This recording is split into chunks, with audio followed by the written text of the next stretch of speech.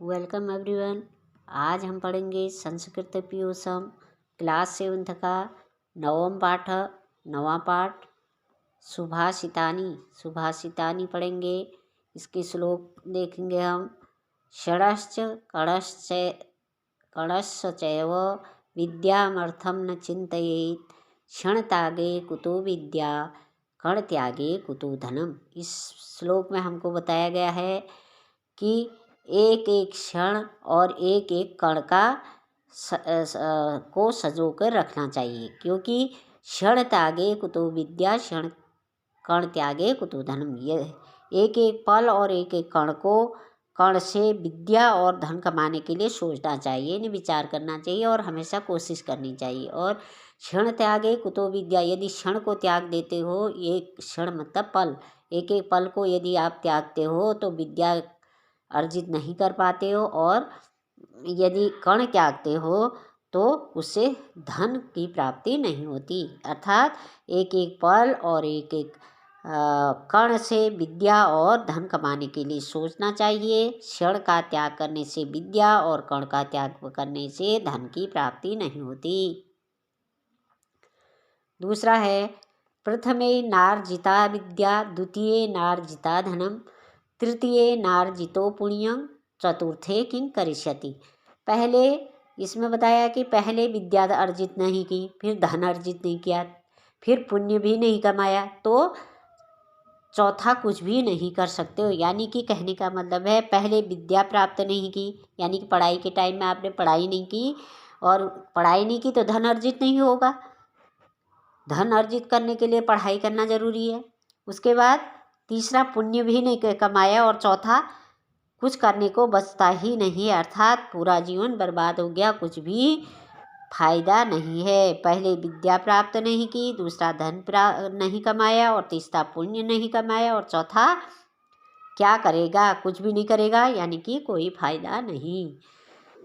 सर्वतीर्थमयी माता सर्वदेवमयः पिता मातरं पितरं तस्मात् सर्वयत्नेन पूज्यते। इसमें कहा है समस्त तीर्थों के समान माता क्या है? समस्त तीर्थों के समान, और पिता सभी देवताओं के समान है। माता और पिता की सेवा करनी चाहिए, वही पूजनीय है। समस्त तीर्थों का रूप कौन होती है? माता होती है, और पिता सभी देवताओं के समान होता है, नहीं उनका रूप होता है। और इसलिए सब प्रकार से यत्न करके माता पिता की सेवा करनी चाहिए और उनकी पूजा करनी चाहिए। अगला है प्रियवाक्य प्रदानेन सर्वे तुष्यन्ति जन्तवः तस्मात् दत्तयो व्यक्तव्यम वचने का दरिद्रता। इसमें कहा है प्रियवाक्येन प्रदानेन, अच्छे शब्द बोलने से सभी प्राणी अपने हो जाते हैं। सभी प्राणी की संतुष्टि किससे होती? प्रिय वाक्य बोलने से संतुष्ट होते हैं, और इसलिए प्रिय वाक्य ही बोलना चाहिए। बोलने में प्रिय वाक्य बोलने में कंजूसी नहीं करनी चाहिए, जिससे कि हम सभी जीव जंतुओं को अपने बस में कर लेते हैं।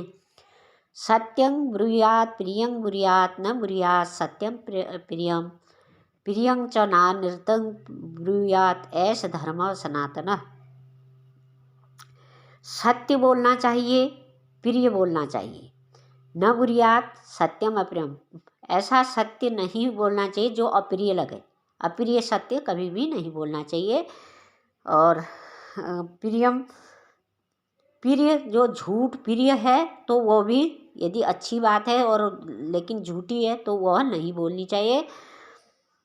और यही हमारा सनातन धर्म कहता है, हमारा धर्म कहता है कि सत्य बोलिए और प्रिय बोलिए, लेकिन ऐसा सत्य जो अप्रिय लगता हो वो भी नहीं बोलना है, और ऐसा झूठ जो प्रिय लगता है वो भी नहीं बोलना चाहिए।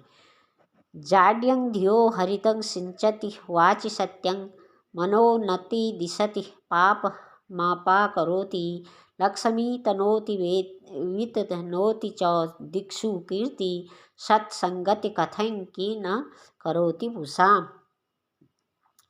सत्संगति बुद्धि की जड़ता को दूर करती है। सत्संगति बुद्धि की जड़ता को दूर करती है, यानी कि बुद्धि की कमजोरी को दूर करती है। यानी बुद्धि को बढ़ाती है, वाणी में सच्चाई उत्पन्न करती है, मान बढ़ाती है, पाप को दूर करती है, लक्ष्मी की वृद्धि करती है, चारों दिशाओं में कीर्ति फैलाती है यानी कि यश फैलाती है, व्यक्ति को सत्संगति क्या क्या नहीं देती है, व्यक्ति को सत्संगति क्या क्या नहीं देती है, अर्थात सत्संगति से व्यक्ति सदा सुखी रहता है, अर्थात हमेशा सत्संगति करनी चाहिए। सत्संगति का मतलब है अच्छे लोगों की संगति करनी चाहिए। Thank you for watching video.